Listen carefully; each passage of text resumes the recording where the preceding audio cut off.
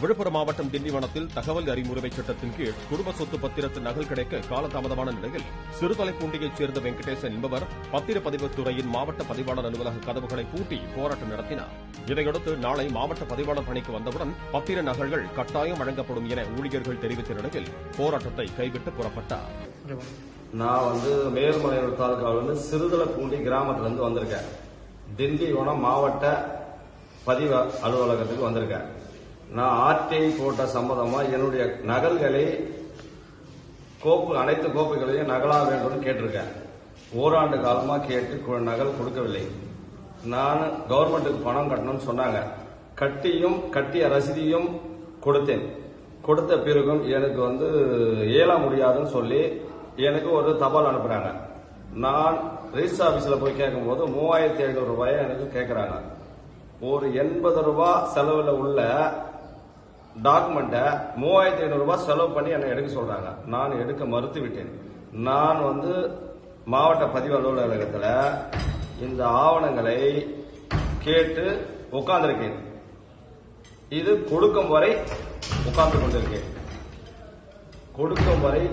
கொண்டிருக்கிறேன். எதுக்கு ஆர்டிஐ போட்டீங்க? நான் என்னுடைய நகலை என்ன பட்டா எந்த பட்டா என்னுடைய பத்திரம் ரத்து செய்ய சொல்லி பத்திரம் கொடுத்திருக்கேன். நகல்களை கொடுத்திருக்கேன். என்ன சொத்துங்க? சிறுதலைப்பூண்டி சொத்து. என்ன சொத்து?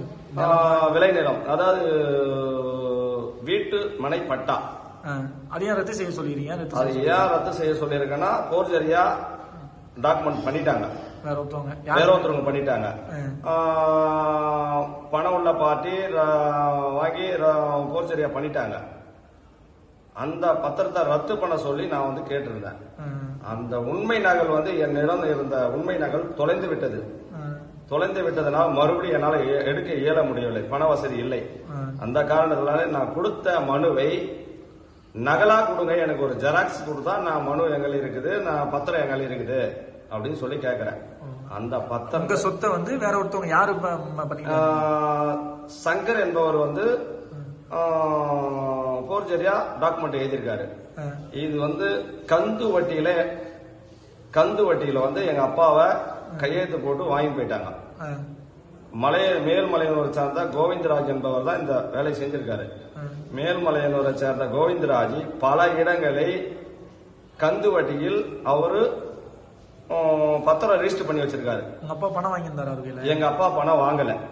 என் தம்பி பணம் வாங்கி இருந்தாலும் சொல்லி எங்க அப்பா கையில கையெழுத்து வாங்கி எடுத்துன்னு போயிட்டாங்க. பாத்ரூம்ல அடைச்சு வச்சிருந்து கையெழுத்து வாங்கி போயிட்டாங்க. எங்க அப்பா விவசாயம், ஒரு படிக்க தெரியாத ஆளு. நாங்க சென்னையில இருக்கும்போது இந்த சம்பவம் நடந்தது. மொத்தம் 2 ஏக்கர் ஒருத்தர் எழுதிட்டு போயிருக்காங்க. கோவிந்தராஜ் என்பது வீட்டை எடுத்துன்னு போயிருக்காரு. ஆமா, ஒரு இடத்த நான் மீட்டு எடுத்துட்டேன். ஒரு இடம் மீட்டு எடுக்கல. அதுதான் இங்க ஆபீஸ்ல பெண்டிங் இருக்கு. அந்த நகலை கேட்க சொல்லிதான் நான் மனு கொடுக்குறேன். ஆர்டிஐல மனு போட்டு கேட்கறேன். ஆனா ஆர்டிஐக்கும் தபால் கொடுக்கல. எனக்கு ரெஜிஸ்டர் ஆபீஸ்ல எடுத்துக்கணும்னு சொல்லி எனக்கு கொடுக்குறாங்க. நான் அதுக்கு மறுக்கிறேன். போதிய பணம் இல்ல. இப்ப வந்தீங்க? நான் காலையில வந்தேன். காலையில இருந்து இதுவரையும் உட்காந்துட்டு இருக்கேன். எந்த ஒரு பதிலும் சொல்ல. பணம் கட்டிங்க? கவர்மெண்ட் பணம் கட்டியாச்சு. பணம் கட்ட ரசீது எங்கள இருக்கு. பணம் கட்ட ரசீது என்னிடம் உள்ளது. அதனால இவங்க எனக்கு மறுக்கு தெரிவிக்கிறாங்க. கேட்டா ஆள் இல்ல, நாங்க என்ன செய்யறது? ஆள் இல்ல, எந்த ஒர்க்கும்